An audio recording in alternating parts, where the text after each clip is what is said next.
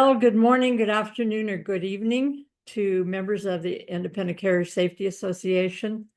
We know that almost all of you watch our interviews and our webinars recorded online so that you can be safe on the road. We don't want you watching it on your cell phone while you're driving. I also am really thrilled to have with me today Dennis Dellinger. Dennis owns and runs a trucking company out of North Carolina. We're going to talk about that a little bit. But he also is the current chairman of the American Trucking Association. So welcome to Phoenix, Dennis. Thank you, Karen. And thank you for the opportunity to speak here today. It's great to be in Phoenix. Great weather here. It's kind of exciting to have the cool mornings and the warm afternoons. So glad to be here. So you don't have that in North Carolina right now? Not so much right this time of the year. But it's great to be here and connect with my truckload friends. That's always exciting. This is, one of two industry events held here in Phoenix. We've got truckload carriers going on right now, and about 30 days or so, 40 days, we'll have the American Trucking Associations in Mid-year. Scottsdale, the mid-year. So excited for that as well. Well, we are too. It's going to be, Sean and I are particularly grateful because we haven't had to travel. So that's made it nice to have you. Just to start out, tell our members how you happened to get into trucking, and maybe you'll tell a little bit about Cargo Transporters, your company. Well, my journey in trucking is much like a lot of other folks. If you weren't born in the industry, there were, insinuating circumstances that got you into the industry. And for me, I worked for a company, a manufacturing company. We had trucks, and I had responsibility for the trucks and the drivers, and end up going to church with the family that began Cargo Transporters. And on Sundays afternoons, he'd tell about the startup company, and I would sit there and listen and kind of giddy about it and excited.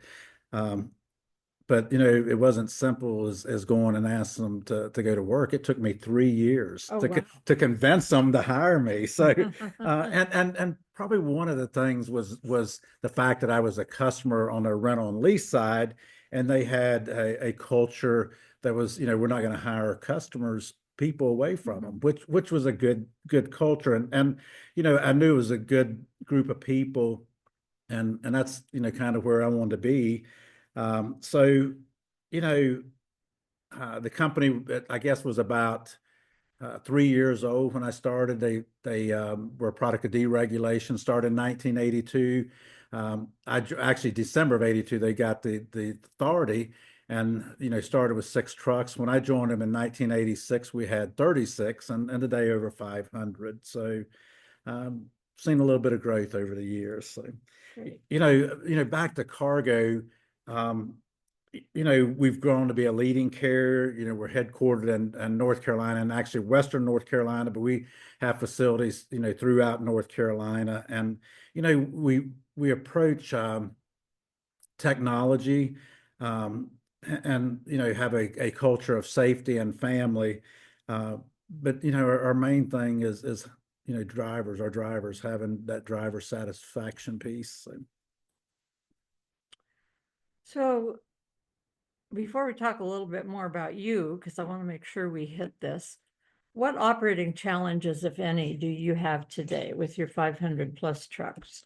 Oh, none whatsoever. Yeah. No, right now, we're like many of the carriers out there, navigating the challenges that exist. And, even in a freight recession, we still have, driver retention issues. We have opportunities hiring what I would say is good quality and safe drivers. We're all in the industry faced with operational costs that continue to drive up when rates have been driven down, and we are seeing a little bit of mitigation to that right now. We think they're kind of flattening, but the demands on our freight rates, the rising costs, are always going to be opportunities, but they're probably larger and more magnified right now. But the key thing, um, truckers, learn to adapt, to thrive, and we have to do that. And it doesn't matter what headwinds we face. It's adapting, moving forward, stop complaining. So. So speaking of challenges, were your facilities affected by the hurricane? We were very fortunate. We were about 90 miles east of where the majority of the damage. We had a lot of rain, probably about 10 inches of rain in a very short period of time. But the folks in the mountains ended up with 20 to 30 inches of rain, and in areas that never experienced anything like that. And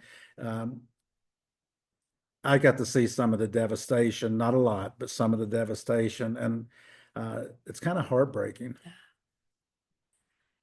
So as I have been working in this industry a long time, I have had several people who I would consider to be mentors or advisors.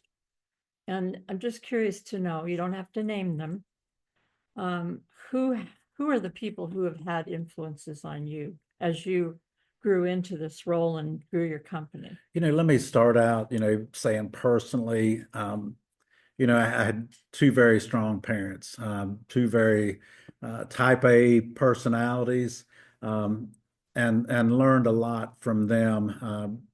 I think they gave a good foundation for myself and for my siblings. And I always have watched people, and whether it's been in the business world, in the personal world, and um, I've always tried to look at the best of what they do. And sometimes I've learned from their mistakes or the things that they didn't do right, what not to do. And as I've tried to mentor people, and I'm gonna get to your answer there, but or Well, I'll question just there. keep asking you But questions. yeah, See, but I try to tell people that I'm mentoring that there's someone watching them. It could be their children. It could be someone in the industry. It could be someone, in the office. But, always when you make decisions or you speak, please know that someone is taking note. But, I had probably two of the best in the workplace, excellent mentors. You know, I kind of was one of those people that um, I maybe was turned around a little bit. I might have been accused of never going to amount to anything, and these were two people that believed in me and had gave me the confidence to explore, to learn, to grow, and not only in the business but in my personal life. And one of the mentors was more from the people side and taught me the things of life and working with people. And the other was the trucking side. And I mean, I still work with the individual today, believe it or not. And I actually worked for him for a period of years, and now he, reports to me. But we have such a strong relationship. We've worked together now for 39 years, and you know, he actually um, probably should have retired years ago, but he's still there. He's still there, and I don't know what I'll do when he does retire. I mean, we've kind of worked like that for a lot of years, but you know, learning logistics and what I say the ABCs of trucking, a lot of times is the simplest part. I hate to say it that way, but working with people and learning people and understanding people is the harder. Mhm. Well, when you think about it, you have a box, you put the freight in it, you drive it to where it's to be delivered, right? You go Yes. and pick up another load and repeat that process from point A to point B. And you think, this is so simple. Anybody can do this. But that's not true. It's not. No. And it's not. And the good thing, I guess when I started, we had 36 trucks. You wore all the different hats. You didn't have a safety person, and so you had to learn all those aspects. And as we bring people in today, they're specialized in one part of the operation. So, the bench depth is not that great as far as people knowing the overall operation. And that I didn't want to make it sound as easy as I did earlier, but and thank you for bringing that up. But I guess when I look at the workplace, and you did ask me about the associations, and the involvement and getting involved in associations was important to me. I just heard Shepard Dunn accept an award, and he talked about that he got his education on trucking from people in the industry and these association meetings. And for me, in the early years, I'm not going to lie to you.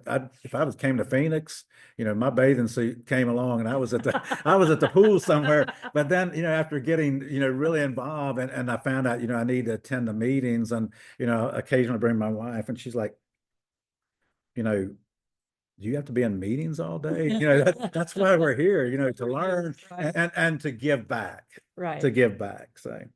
Well, one of the ways that you gave back over the years is, I think the first time I met you, I was chairing the Research Advisory Committee for ATRI, which is a, wonderful resource for us in trucking. And you were a committee member. Yes. And that's been quite a few years. I knew who you were, but that's the first time we actually met. And I am really interested in your perspective on trucking research.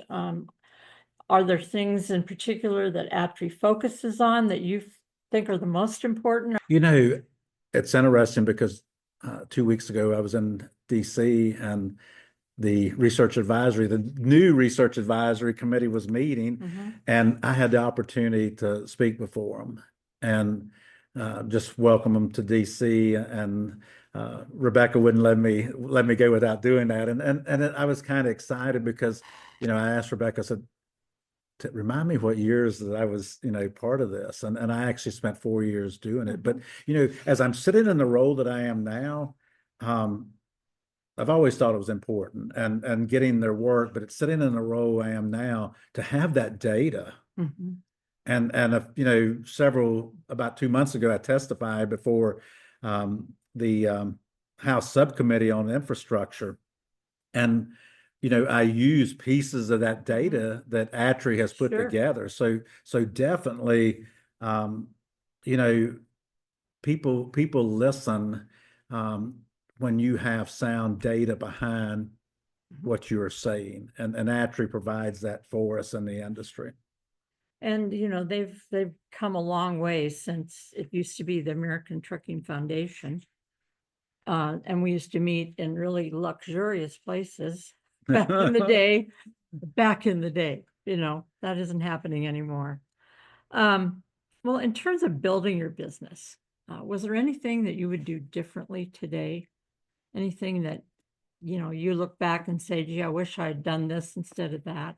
I'm going to go back because, and I do have a small bit of ownership, but I'm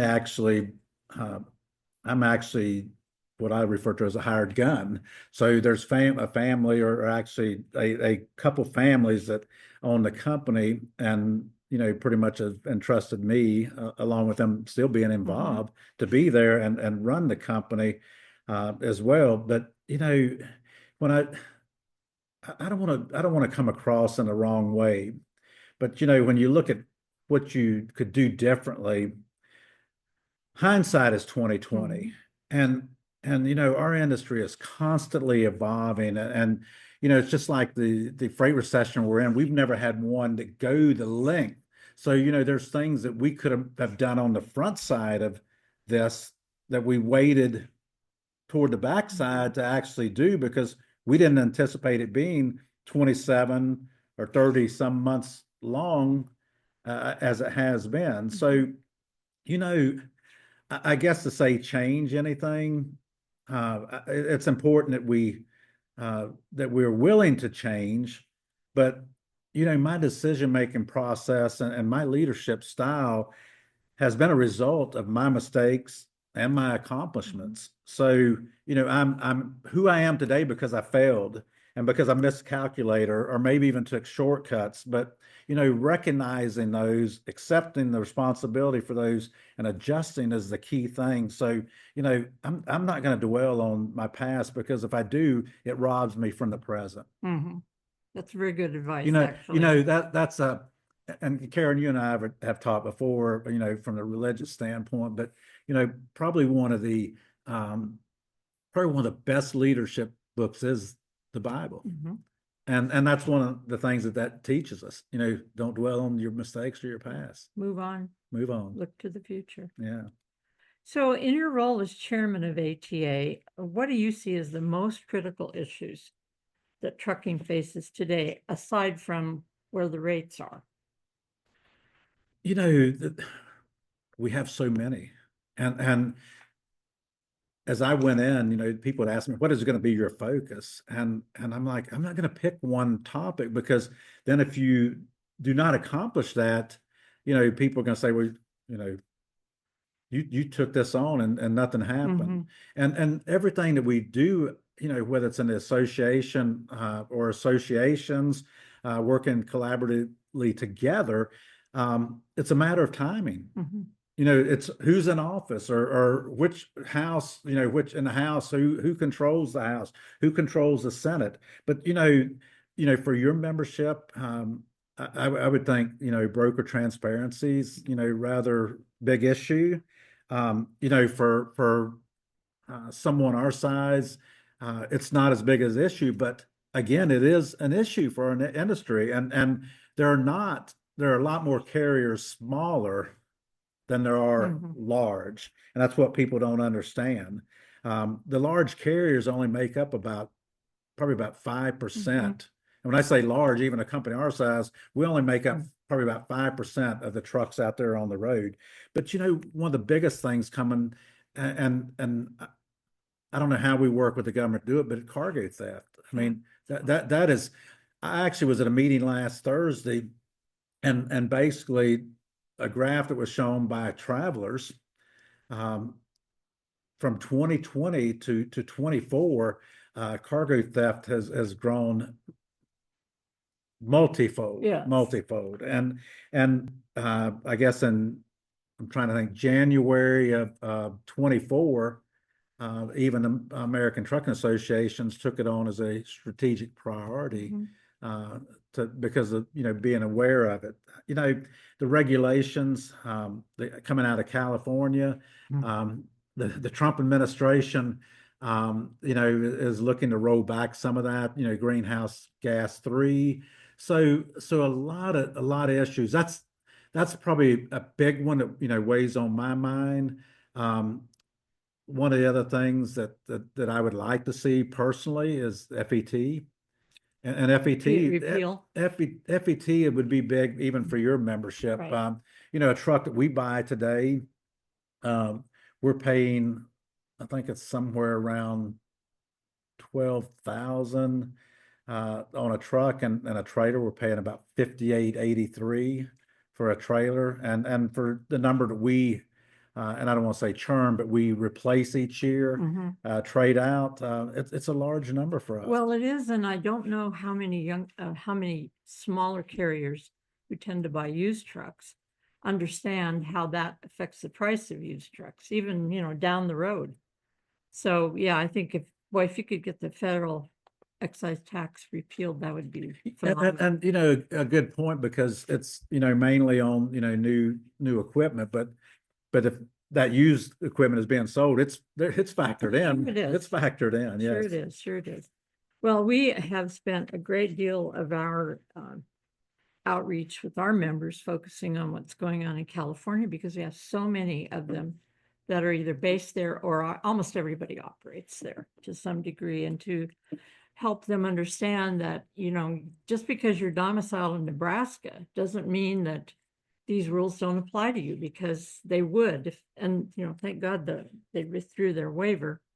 But I think it's difficult, and from my perspective, and being in this industry 40 years, to get people to focus on things that haven't happened yet, because they're so taken up with getting the loads, getting a good rate. I think the point on broker transparency is right there. But I also think that there is a perception among maybe not just small carriers that when you say cargo theft, you mean somebody like broke into your trailer and stole whatever. A lot of it is happening because of fraud, broker And fraud, using the internet, signing up as a fake carrier and getting a load, those kinds of things. How do we stop that?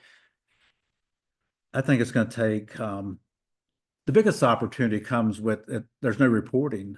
When I say no reporting, no central reporting.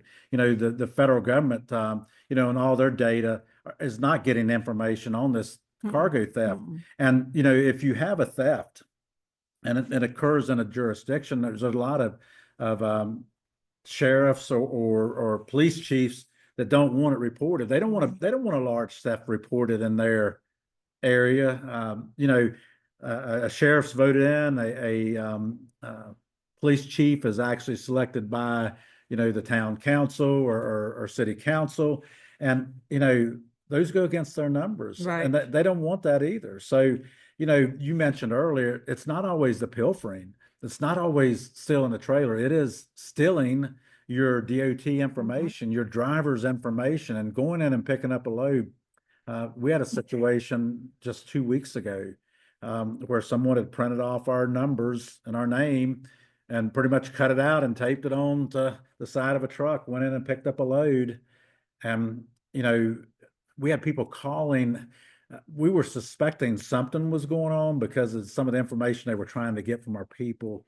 But the key thing is you got to, train your people as well to be alert. Right. And kind of listen for what someone is asking for. Don't share your information readily. So, is